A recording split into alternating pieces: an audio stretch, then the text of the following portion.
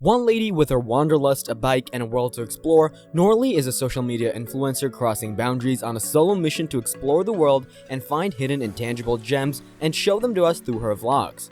With itchy boots, she can't stop walking, but the world is vast, so she got wheels. The episode is dedicated to this lady who has stood as an example of freedom and women's empowerment, breaking the boundaries and stereotypes and embodying the world in herself, one state at a time. Come with us as we join her, press that subscribe button to start the journey, and let's begin.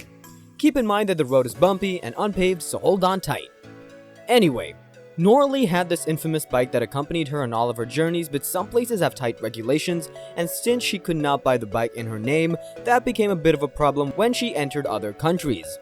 She could not take Basanti across Central America, so Alaska's plan is a dud. Well, it's bad news for the rider, so she had to replace it with a new Himalayan, but that broke her.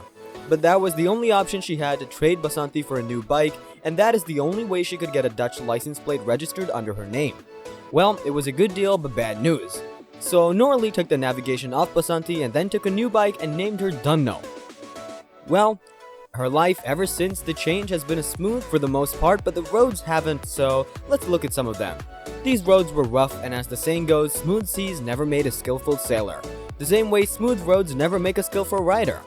Back in Tajikistan, a 240-kilometer ride alongside the borders of Afghanistan, the road was awfully tough, unpaved, and muddy. She had to go through steep cliffs and a lot of potholes. The road was risky, and even though she wanted that bit of road to end, she could only drive at a safe speed of 25 kilometers per hour. The drive took about 8 hours, and these roads were bumpy and often very hard to get through.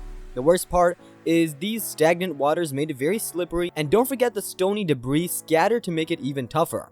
The weather wasn't easy on her either. The sunny climate made it hard for the rider to get through these rough terrains. Zimbabwe, where she took her journey from the eastern islands towards the Chimanimani Mountains, she came across roads that were often muddy and soily from the rain and lack of sunny days. She even fell from her bike on this one, and gladly the soil was soft, and so without much damage, she headed on, and she was greeted by a steep mountain where she knew it was going to be a tough one, but she didn't stop and went along the muddy and soily slippery road. Well, she got to the Chimanimani Mountains, but then again she found herself riding on the roads with huge boulders and moist trails, which could lead to a fatal fall. South Africa might be more inclined toward nature and the weather must be good, but she went to Prince Albert City. With her Honda CRF, she rode at a 1568 altitude as she drove through the steep mountains and the passages through them. The valleys were unforgiving at Dale Avenue, with burnt bushes on either side, and it must have been pretty scary for the rider. These ashes and burns were from a fire that took place about a couple of years ago, so she had to make her way through and decide to stay at Dale after a full day of tough love from the roads. The next was equally challenging, with it being one of the hardest roads Norally ever turned her wheels upon. She managed to scale it and call it a day. And well, back in Manipur, a small state in the northeastern part of India, she said that she came across roads that were, in her opinion, the worst ones ever. These roads were almost like rivers, and she had to ride with her feet in the muddy water. The roads were heavily damaged and the potholes were like booby traps inside these waterlogged roads, and the road in Manipur was bad, but the rain made it even worse. The road wasn't meant for the riding, but she did, and she had no choice but to keep it a steady 5-10 kilometers per hour. The rain and the fog added more problems with poor visibility.